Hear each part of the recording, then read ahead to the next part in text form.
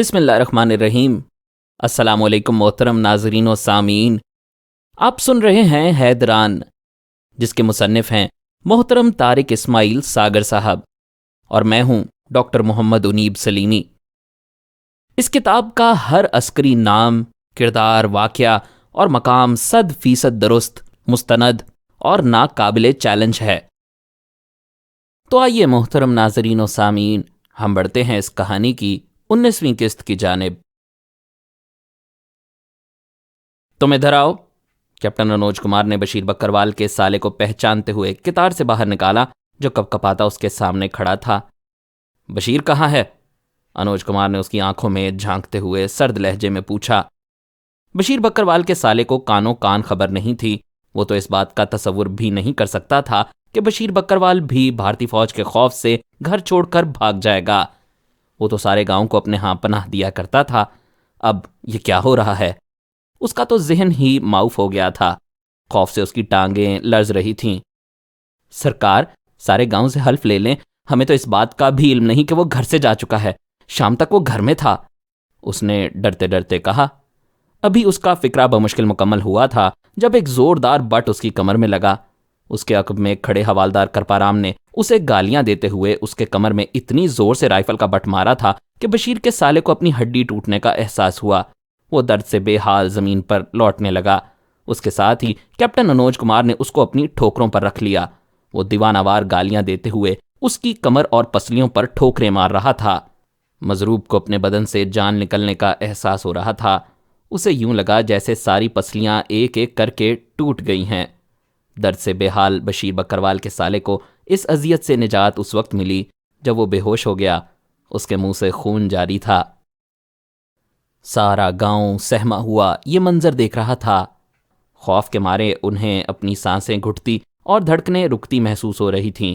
ان کی زبانیں گنگ ہو گئی تھیں۔ چپ چاپ بتا دو بشیر بکروال کہاں گیا ہے، ورنہ میں تمہیں مار ڈالوں گا۔ غصے اور قہر سے بھرے کیپٹن انوج کمار کو خود اپنی آواز اجنبی محسوس ہو رہی تھی۔ اس کے اشارے پر اس کے ساتھی گاؤں کے 10-15 مردوں پر پل پڑے۔ انہوں نے مار مار کر ان کا بھرکس نکال دیا۔ اب تک 4-5 لوگ مار کھاتے کھاتے بے ہوش ہو چکے تھے۔ کیپٹن انوج کمار نے اندازہ کر لیا کہ انہیں واقعی بشیر کے فرار کا علم نہیں۔ بہت چلاک نکلا حرام خور، اس نے دل ہی دل میں بشیر بکروال کو گالیاں دیتے ہوئے کہا۔ 2 گھنٹے کی بے مقصد ریاضت کے بعد وہ دوبارہ اپنے سیو کے سامنے سر جھکائے کھڑا تھا۔ سر، بہت حرامی نکلا، اس نے بشیر بکروال کے خلاف اپنے غصے اور نفرت کو زبان دی۔ تو یہ بات ہے، سیو نے اپنی چھڑی آہستہ سے میز پر بجاتے ہوئے کہا۔ میں نے کبھی تصور بھی نہیں کیا تھا کہ وہ اس طرح۔ کیپٹن انوج کمار، انٹیلیجنس امکانات کا کھیل ہے، یہاں کسی آپشن کو نظر انداز نہیں کیا جا سکتا۔ دھوکہ، جھوٹ، ریاکاری، ان خوبیوں کو جمع کر کے ہی ہم اچھے انٹیلیجنس آمیز بن سکتے ہیں۔ یہاں کسی پر اعتبار نہیں کیا جاتا، اسے صرف کام لیا جاتا ہے۔ بشیر بکروال صرف تمہارا سورس تھا اور تم اس کے ہینڈلر۔ اگر اس سے زیادہ کوئی تعلق تمہارے درمیان تھا تو وہ سب بکواس ہے، اس نے کیپٹن انوج کمار کی بات کاٹتے ہوئے کہا۔ یس سر، انوج کمار نے اطاعت گزاری۔ اینی ہاؤ، دیکھتے ہیں کہاں تک بھگاتا ہے ہمیں۔ سیو نے مسکراتے ہوئے انوج کمار کی طرف دیکھا جس کا چہرہ ضرورت سے زیادہ سیریس ہو گیا تھا۔ بشیر بکروال، اگر زندگی میں کبھی میرے سامنے آ گئے تو تمہارے جسم کا ایک ایک بند اپنے ہاتھ سے الگ کروں گا۔ انوج کمار نے غصے اور تعصب سے بے قابو ہوتے ہوئے دل ہی دل میں عہد کر لیا۔ وہ بوجھل قدموں سے واپس آیا تھا اور اب انویسٹیگیشن یونٹ کی طرف جا رہا تھا۔ سکینہ نے خود کو عرصہ پہلے مار لیا تھا۔ اسے کبھی کبھی حیرت ہوتی تھی کہ آخر اس کا جسم اتنا بے حس کیسے ہو گیا۔ پہلے پہل اسے جو ڈر اور خوف لگا رہتا تھا وہ اب ختم ہو چکا تھا۔ اس کے زخم جسم پر نمایاں ہو رہے تھے، لیکن اب وہ ان میں اٹھنے والی ٹیس اور درد سے بے نیاز ہو چکی تھی۔ اس کی اب ایک ہی خواہش تھی کہ اس مرتبہ جب کبھی اسے مارا جائے اس کے جسم پر کوئی ایسی ضرب لگے جو اس کے سانسوں کا تانا بانا بکھیر دے، اسے زندگی کی تمام جھنجھٹوں سے بے نیاز کر دے۔ اس نے اللہ سے دل ہی دل میں دعا مانگی تھی کہ جس طرح وہ دنیا میں پاک دامن آئی تھی اس طرح پاک دامن اس کے دربار میں حاضر ہو جائے۔ اس کے لاشعور میں اگر کوئی خوف تھا تو صرف یہ کہ کہیں اس کے دامن کو داغدار نہ کیا جائے۔ وہ اب تک متعدد بار خودکشی کا ارادہ کر چکی تھی، لیکن کہاں، کیسے، کب؟ یہاں تو وہ بے بس پرندے کی طرح صرف پھڑپھڑا سکتی تھی۔ ان ظالموں نے اس کی مرضی سے مرنے کا اختیار بھی چھین لیا تھا اور اسے اس طرح جکڑ کر رکھا ہوا تھا کہ اگر وہ مرضی سے مرنا بھی چاہے تو مر نہ سکے۔ آج جب اچانک اس کے کمرے کا دروازہ کھلا تو خلاف توقع پہلے والے درندے وہاں موجود نہیں تھے۔ دو اجنبی چہرے اس کے سامنے تھے جنہوں نے گو کے سویلین لباس پہنے ہوئے تھے، لیکن سکینہ جانتی تھی یہ کون ہیں اور یہاں کیوں آئے ہیں۔ ان دونوں کے عقب میں ایک بہت سمارٹ لڑکی بھی دکھائی دے رہی تھی جس کی شکل پہلے والی دونوں ڈائنوں سے کافی مختلف تھی۔ تینوں اپنے چہروں سے خاصے مہذب دکھائی دے رہے تھے، لیکن سکینہ کے لیے ان کے چہرے اب قابل اعتبار نہیں رہے تھے۔ وہ جانتی تھی یہ انسان نما بھیڑیے ہیں، ان سے خیر کی توقع نہیں۔ لیکن حیرت انگیز طور پر اس مرتبہ آنے والوں نے نہ اسے گالیاں دیں اور نہ ہی اس سے کوئی سوال کیا۔ وہ بڑے اطمینان سے کمرے میں ان کی آمد سے پہلے رکھی جانے والی کرسیاں سنبھال کر بیٹھ گئے۔ سکینہ جاؤ اور اپنے کپڑے تبدیل کر لو، ان میں سے ایک نے اس کی آنکھوں میں جھانکتے ہوئے کہا۔ سکینہ نے بڑی حیرانگی اور گھبراہٹ سے اس کی طرف دیکھا تھا۔ یہ رویہ اس کے لیے پریشان کن تھا۔ کہیں انہوں نے مجھے گولی مارنے کا ارادہ تو نہیں کر لیا؟ فوراً اس کے اندرونی خوف نے سر اٹھایا۔ اس کے ساتھ ہی ان کے عقب میں آنے والی لڑکی نے اس کی ہتھ کڑی کھول دی۔ اس نے سکینہ کو سہارا دے کر کھڑا کیا جو حیرانگی سے ابھی تک ان کی طرف دیکھ رہی تھی۔ میرے ساتھ آؤ، گھبراؤ نہیں، ہم تمہیں کچھ نہیں کہیں گے۔ لڑکی کے لہجے میں نہ جانے کیا حلاوت گھلی تھی کہ سکینہ سحر زدہ معمول کی طرح اس کے ساتھ چل دی۔ دونوں برآمدے میں چلتیں ایک کمرے تک پہنچیں جہاں ایک کونے میں لگے باتھ روم کے پاس وہ رک گئی۔ اندر تمہارے کپڑے موجود ہیں، میں 10-15 منٹ بعد واپس آتی ہوں۔ اس نے سکینہ کی رہنمائی باتھ روم کی طرف کرتے ہوئے اس کی طرف ایک مرتبہ دیکھا اور واپس مڑ گئی۔ سکینہ اسے واپس جاتے دیکھتی رہی۔ اس کے لیے یہ سب کچھ ناقابل یقین تھا۔ قریباً 2 منٹ وہ سکتے کی سی کیفیت میں کھڑی رہی۔ لڑکی نے کمرے کا دروازہ باہر سے بند کر دیا تھا۔ سکینہ نے بڑی گھبراہٹ میں باتھ روم کا دروازہ کھولا۔ یہ ایک صاف ستھرا باتھ روم تھا جہاں ایک کونے میں سلیقے سے اس کے کپڑے لٹک رہے تھے۔ یہ کیا ماجرا ہے میرے اللہ؟ وہ آہستہ سے بڑبڑائی اور دروازہ لاک کر دیا۔ اپنے زخمی جسم کو اس نے بڑی بہادری سے غسل دیا اور تیار ہو کر جب دروازہ کھولا تو کمرے میں وہی لڑکی ایک کرسی پر بیٹھی کسی اخبار کا مطالعہ کر رہی تھی۔ آؤ، اس نے سکینہ کی طرف دیکھتے ہوئے کہا۔ سکینہ ایک مرتبہ پھر اس کے تعاقب میں چل دی۔ اس سفر کا اختتام ایک ڈائننگ روم نما کمرے پر ہوا جہاں وہ دونوں موجود تھے۔ ایک بڑی میز پر ناشتے کا سامان رکھا تھا۔ آؤ ہمارے ساتھ ناشتہ کرو، یہ کہتے ہوئے اس لڑکی نے بڑی نرمی سے سکینہ کا ہاتھ پکڑا اور اسے اپنی برابر والی کرسی پر بٹھا لیا۔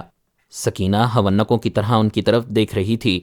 لڑکی نے اس کے لیے ایک پیالے میں کشمیری چائے ڈالی، پھر سب نے باری باری یہی عمل دہرایا۔ ہمیں تمہارے ساتھ ہونے والے سلوک پر بہت افسوس ہے، ان میں سے ایک نوجوان نے، جس سے آنکھیں ملاتے ہوئے سکینہ کو قدرے ہچکچاہٹ ہو رہی تھی، کہا۔ دیکھو نا سکینہ بی بی، تم نے ساری زندگی اس دیش میں رہنا ہے، بھارت پر تمہارا بھی اتنا ہی حق ہے جتنا ہمارا۔ دوسرے نے بڑی نرمی اور آہستگی سے کہا۔ دھرتی اپنی ماں ہوتی ہے سکینہ بہن، لڑکی نے بڑی نرمی سے اس کے کمر پر ہاتھ رکھتے ہوئے دوستانہ انداز میں کہا۔ کوئی اپنی ماں سے غداری تو نہیں کر سکتا نا؟ آفیسر نے کہا۔ اوہ، تو یہ اب دوسرے ہتھیار کے ساتھ حملہ آور ہوئے ہیں، سکینہ کے دماغ نے رہنمائی کی۔ قریباً آدھے گھنٹے تک وہ ناشتے کی میز پر اس کے ساتھ موجود رہے۔ اس دوران ان ماہرین نفسیات نے سکینہ کی اپنی دانست میں مکمل برین واشنگ کر دی تھی، اور اب وہ یہ سمجھ رہے تھے کہ ان کے لیے اب کوئی مسئلہ نہیں رہا۔ انہوں نے سکینہ کو باور کروا دیا تھا کہ وہ برے لوگ نہیں، لیکن ملک کے ساتھ غداری کرنے والوں پر اگر سختی نہ کی جائے تو پھر ملک قائم کیسے رہے گا؟ انہوں نے سکینہ سے کہا تھا کہ کچھ گمراہ نوجوان دہشت گردی کر رہے ہیں جنہیں وہ بات چیت کے ذریعے سمجھانے کی کوشش کرتے ہیں۔ یہ گمراہ نوجوان جنہیں پاکستان نے شرارت سے اپنے ساتھ ملایا ہوا ہے، اپنے اور اپنے خاندان والوں کے لیے مسائل پیدا کر رہے ہیں۔ آخری لمحات میں انہوں نے سکینہ پر اچانک انکشاف کر کے اسے بوکھلا دیا کہ وہ اسے رہا کرنے والے ہیں۔ تم اب انہی نوجوانوں کے پاس جاؤ گی جن کے ساتھ کام کرتی رہی ہو۔ دیکھو، انہیں سمجھاؤ کہ وہ بندوق رکھ دیں، ہم انہیں نوکریاں دیں گے، اچھا مستقبل دیں گے۔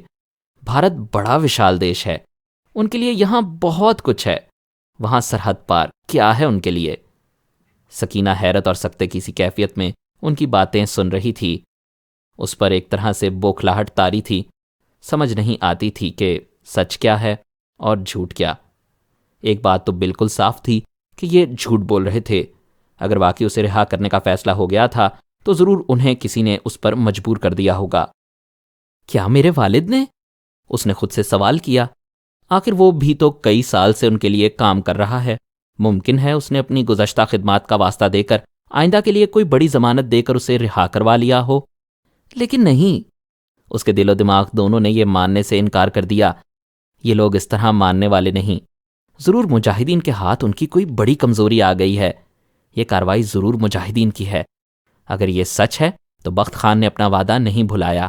اس نے یقیناً اپنی جان پر کھیل کر کوئی بڑی کارروائی کی ہوگی، جس کے بعد ہی اس کو یہ لوگ رہا کرنے پر مجبور ہوئے ہیں۔ وجہ کچھ بھی رہی ہو، اس نے فیصلہ کر لیا تھا کہ وہ بظاہر ان کی ہاں میں ہاں ملاتی رہے گی۔ اس مرحلے پر اگر واقعی انہوں نے کسی دباؤ میں آ کر اسے رہا کرنے کا فیصلہ کر ہی لیا ہے تو وہ کوئی غلط بات کہہ کر انہیں تیش دلا کر معاملہ بگاڑنا نہیں چاہتی تھی۔ گزشتہ 5 روز سے اس کو حیوانوں سے بدتر حالات میں رکھا گیا تھا۔ اسے صرف اتنا کھانے کو دیا گیا تھا جس سے وہ زندہ رہ سکے۔ آج 5 روز بعد اسے اپنے انسان ہونے کا احساس ہوا تھا۔ اس نے ساری زندگی ایک دیہاتی دوشیزہ کی طرح گزاری تھی۔ زندگی میں کبھی کوئی بڑا ہنگامہ نہیں ہوا تھا۔ گھر میں اپنی ماں، سکی سہیلیوں اور کبھی کبھی والد کے ساتھ سری نگر اور 1-2 مرتبہ دلی کا سفر۔ اس سے آگے اس نے کچھ دیکھا نہ سنا۔ گھر میں موجود ٹی وی پر صرف مقامی چینل ہی آن ہوا کرتا تھا۔ اس گاؤں میں نہ کیبل تھی نہ کوئی اور سہولت۔ گھر کے ٹی وی پر اس نے کچھ بھارتی فلمیں دیکھی تھیں، وہ بھی قریباً نامکمل۔ جیسے ہی کوئی غلط قسم کا منظر آتا، اس کی ماں اس کا ہاتھ پکڑ کر باہر لے جاتی۔ بشیر بکروال بھی ان کے ساتھ ہی باہر آ جاتا اور گانا ختم ہونے تک سب اسے برا بھلا کہتے رہتے۔ نہ جانے کہاں سے بخت خان اس کی زندگی میں آ گیا۔ صرف اخبارات کے مطالعے سے، جس کا اسے شوق تھا، اسے مجاہدین کی سرگرمیوں کا علم ہوتا تھا، یا پھر گاؤں کے لوگوں سے جو ایک دوسرے سے چوری چھپے مجاہدین کے کارناموں کا ذکر کیا کرتے تھے۔ انہی کی زبانی تحریک آزادی کی خبریں اس تک پہنچتی تھیں۔ گاؤں کے لوگوں کو باہر کے حالات سے بے خبر رکھنے کے لیے حکومت نے بہت کچھ کیا تھا، لیکن حیرت انگیز طور پر گاؤں کے لوگوں کو مجاہدین سے ہمدردی تھی۔ سکینہ جانتی تھی کہ اس کی ماں بھی ان عورتوں میں شامل ہے جو اپنی نمازوں میں مجاہدین کی کامیابی کی دعائیں دن رات مانگا کرتی تھیں۔ گزشتہ کچھ دنوں سے ان کے علاقے میں فوجی نقل و حرکت بہت بڑھ گئی تھی۔ گاؤں کے بزرگ بتاتے تھے انہوں نے اپنی زندگی میں کبھی اتنا بڑا فوجی اجتماع نہیں دیکھا۔ ضرور کوئی بڑی گڑبڑ ہو رہی ہے۔ اور ایک روز گاؤں والوں پر یہ دھماکہ خیز انکشاف ہوا کہ سرحد پار سے مجاہدین نے حملہ کر کے بھارت کے اندر 30-35 کلومیٹر علاقے پر قبضہ کر لیا ہے۔ نہ جانے کون راتوں رات گاؤں کے مختلف گھروں میں پیمفلیٹس پھینک جاتا تھا جس پر بھارتی فوج کی ناکامیاں اور مجاہدین کی کامیابیاں درج ہوتیں۔ لوگ چوری چھپے ان کا مطالعہ کرتے تھے۔ انہیں دھڑکا لگا رہتا تھا کہ ان کے قریبی عزیزوں کو بھی اس کی خبر نہ ہو۔ ایسا پیمفلیٹ جس کسی سے پکڑا جاتا اسے بھارتی ایجنسیاں غائب کر دیا کرتی تھیں۔ لیکن انہیں جلد ہی علم ہو گیا کہ مجاہدین کے ہاتھوں سینکڑوں بھارتی فوجی مارے گئے ہیں، اور بڑے بڑے ہیلی کاپٹرز کے ذریعے جن کی آمد و رفت مسلسل لگی رہتی تھی، دراصل مرنے والے بھارتی فوجیوں کو سری نگر پھر وہاں سے جہازوں کے ذریعے ملک کے کونے کونے میں منتقل کیا جاتا تھا۔ یہی وہ حالات تھے جن میں اس کا ٹکراؤ بخت خان سے ہوا، اور اس نے دل و جان سے ان کا ساتھ دینے کا عہد کر لیا تھا۔ سکینہ نے ایک کمزور، نہتی اور گردش حالات کا شکار ہونے والی لڑکی کے باوجود اس عہد کو جی جان سے نبھایا۔ اس کی شدید خواہش پر ہی اس کو مجاہدین نے پسٹل چلانے کی تربیت دی، اور ایک پسٹل بھی دیا تھا جو اس کے ساتھ ہی پکڑا گیا۔ آخری لمحات میں انہوں نے پھر سکینہ سے معافی مانگی اور اس سے سوال کیا تھا کہ اگر ان کی جگہ وہ ہوتی تو کیا کرتی۔ ظاہر ہے سکینہ نے اس کا جواب ان کی مرضی کے مطابق ہی دیا تھا تاکہ وہ اطمینان رکھیں کہ ان کا ٹاسک مکمل ہو گیا۔ تھوڑی دیر بعد وہ اسی لڑکی کے ساتھ جس نے اپنا نام شیلا کماری بتایا تھا جا رہی تھی، لیکن خالی ہاتھ نہیں۔ لڑکی نے ایک بیگ اٹھا لیا تھا جن میں سکینہ کے لیے کپڑے، کچھ کرنسی نوٹ اور تحائف تھے، کیونکہ ان کے خیال سے سکینہ کی برین واشنگ ہو چکی تھی۔ شیپالی ان آتنکوادیوں کے حسن سلوک سے پریشان ہو گئی تھی۔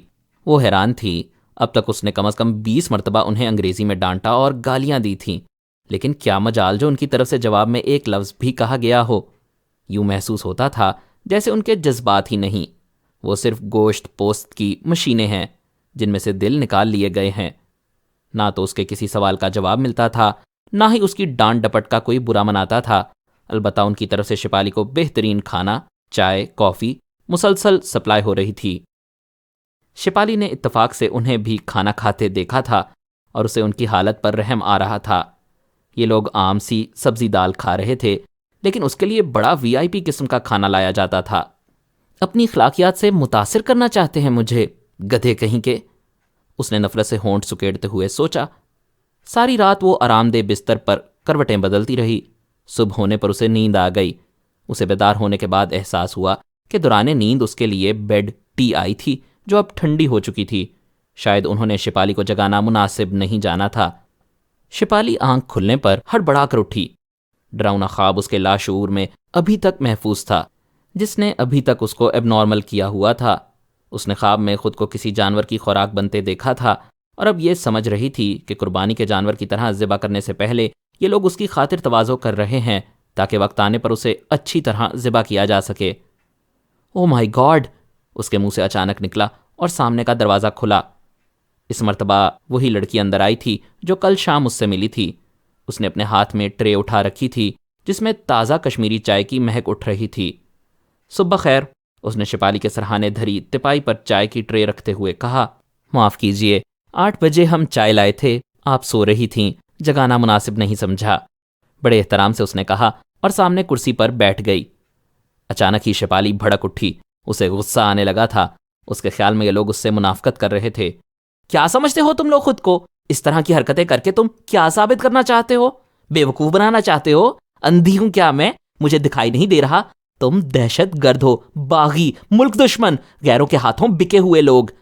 غصے میں وہ اکثر بے قابو ہو جایا کرتی تھی، لیکن اچانک اسے نہ جانے کیوں اپنی زیادتی کا احساس ہوا، کیونکہ لڑکی ابھی تک مسکراتے ہوئے خاموشی سے اس کی طرف دیکھ رہی تھی۔ کیا مجال جو اس نے ایک لفظ بھی جواب میں کہا ہو۔ اگر آپ کا غصہ ٹھنڈا ہو گیا ہے تو پلیز چائے پی لیں۔ شپالی کو زور کا جھٹکا دھیرے سے لگا۔ اس نے حیرانگی کے ساتھ لڑکی کی طرف دیکھا۔ تمہیں غصہ نہیں آتا؟ اس نے لڑکی سے براہ راست پوچھ لیا۔ آتا ہے، لیکن غصے والی باتوں پر، مختصر سا جواب ملا۔ کیا مطلب ہے تمہارا؟ شپالی نے چڑھ کر جواب دیا۔ میرا مطلب یہی ہے کہ آپ نے کوئی غلط بات نہیں کہی۔ اگر مجھے بھی اس طرح اغوا کیا جاتا تو میری بھی یہی حالت ہوتی، لیکن ایک بات جو آپ بھول جاتی ہیں، کمانڈر نے آپ سے کہا تھا کہ ہم عورتوں کو یرغمال نہیں بناتے۔ یہ حالات ہمارے نہیں، آپ کے پیدا کردہ ہیں۔ ہماری ایک ساتھی کو صرف اس جرم میں اٹھا لیا گیا تھا کہ اس سے کسی نے دودھ خریدا تھا۔ خریدار کے ماتھے پر تو لکھا نہیں ہوتا کہ وہ کون ہے۔ لڑکی کے جواب نے شپالی کو چونکا دیا۔ واقعی بات تو اس کی سچ ہے۔ کسی نادیدہ قوت نے اس کے کانوں میں سرگوشی کی۔ تم لوگ چاہتے کیا ہو؟ شپالی نے چڑھ کر کہا۔ آزادی، جو ہمارا پیدائشی اور بنیادی حق ہے، مطمئن لہجے میں جواب ملا۔ اس طرح تو بھارت کا ہر صوبہ نہیں، لڑکی نے اس کی بات کاٹ دی۔ ہمارا مسئلہ ہر صوبے والا نہیں۔ اس کے بعد اس نے شپالی کو اپنے مسئلے کے حوالے سے چند باتیں بتائیں اور اس کے 14 طبق روشن ہو گئے۔ شپالی نے اس کی بات کے خاتمے پر اس طرح نظریں جھکا لی تھیں جیسے وہ شرمندگی محسوس کر رہی ہو۔ کاش مجھے پہلے ان باتوں کا علم ہوتا، ہمیں تو کچھ اور بتایا گیا ہے، شپالی نے وضاحت کی۔ آپ کے حکمرانوں کو سب باتوں کا علم ہے اور احساس بھی۔ میری آپ سے درخواست ہے کہ کشمیر کے گلی کوچوں میں جائیں، لوگوں سے پوچھیں ان کے گھروں کو کیوں جلایا گیا، بچوں کو کیوں اغوا کیا جا رہا ہے۔ قبرستانوں میں جائیں، ہر قبر ایک کہانی سنائے گی، ظلم و بربریت کی اندوہناک داستان۔ میڈم شپالی، اگر یہ لڑائی ہے تو بھارتی فوج کی ہمارے ساتھ جنگ ہے۔ نہتے اور بے گناہ لوگوں کا کیا گناہ ہے؟ ہمارا بدلہ ان سے لینا کیا آپ کے نزدیک جائز ہے؟ لڑکی کچھ جذباتی ہو گئی تھی۔ اگر یہی سوال میں تم سے کروں کہ کسی کے بدلے تم نے مجھے کیوں اغوا کیا؟ اچانک ہی شپالی نے اس سے پوچھ لیا۔ رولز آف بزنس ہم نہیں، آپ طے کرتے ہیں۔ ہم تو اصولوں کی جنگ لڑتے ہیں۔ بتائیے، کون سا دھماکہ ہم نے کسی سویلین ٹارگٹ پر کیا؟ آپ کے کرتا دھرتا ہمیں مجبور کر دیتے ہیں۔ اگر سکینہ اغوا نہ ہوتی تو ہم کبھی آپ کو زحمت نہ دیتے۔ افسوس، ہمیں لڑائی آپ کے اصولوں کے مطابق لڑنی پڑتی ہے۔ اس نے مسکراتے ہوئے خود کو نارمل کیا۔ شپالی نے اس کی طرف دیکھا، جس کی آنکھوں میں ایک ٹھہراؤ تھا، جس کے چہرے پر ایک سکون تھا۔ ایسا سکون جو اس نے کبھی قدیم مندروں کے آدم بیزار پجاریوں کے چہروں پر دیکھا تھا۔ شپالی نے اپنی نظریں جھکا لیں اور چائے بنانے لگی۔ اس نے چائے کا کپ بنا کر لڑکی کو پیش کیا۔ شکریہ، اس نے کہا۔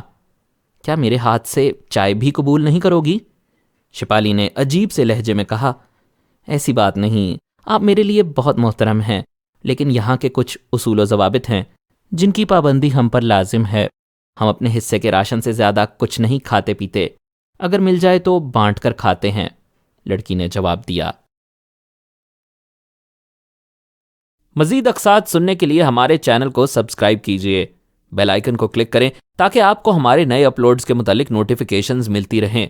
ہماری ویڈیوز کو لائک اور شیئر کریں اور کمنٹ سیکشن میں ہمیں اپنی رائے سے آگاہ کرتے رہیں۔